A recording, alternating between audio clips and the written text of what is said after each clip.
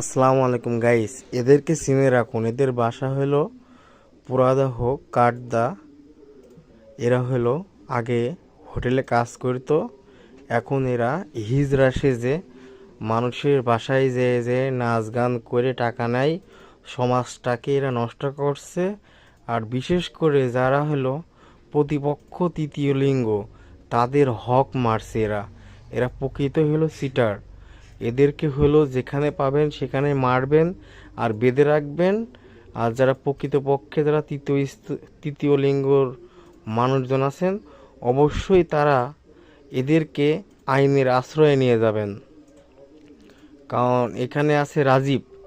এ হলো আপনার আগে প্রয়াদাহ কাপুরের হাটে রাজ্জাকের হোটেলে কাজ করতো। বুঝতে পারছেন? এই ছেলেপেলেদের নিয়ে এই হলো ব্যবসা করে, মানে মেকআপ টেকআপ করে এখানে ওখানে গান বাজনা হলে যায়, নাচ গান করে সমাজটাকে নষ্ট করছে। ভালো ভালো ছেলেপেলেদের নিয়ে যেয়ে এইগুলো করে। আপনাদের কাছে গাইস একটাই অনুরোধ, একে যেখানে দেখবেন দেখেন ওকে শাস্তি দেওয়া হচ্ছে, প্লাস আপনারাও যেখানে দেখবেন একে প্লিজ এদেরকে যেভাবে হোক শাস্তি দেবেন, আর না হলে পুলিশের হাতে তুলে দেবেন। এরা আমাদের যুব সমাজটাকে নষ্ট করছে। বুঝতে পারছেন গাইস?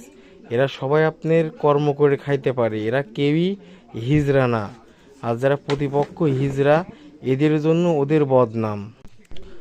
আপনাদের কাছে একটাই অনুরোধ গাইস, এদের যেখানে পাবেন সেখানে মারবেন। এ ধরনের কাজ জন্য নেক্সট জন্য ওরা না করতে পারে। আপনাদের কাছে এটাই আশা, এটাই চাওয়া। কারণ আজকে আপনার বাসায় নাচ গান করছে, আরেকজনের বাসায় নাচ গান করছে, বুঝতে পারছেন? আর তৃতীয় লিঙ্গ লোকদের বা ওদের খুব বদনাম হচ্ছে এসব মানুষের জন্য। শাস্তি চাই।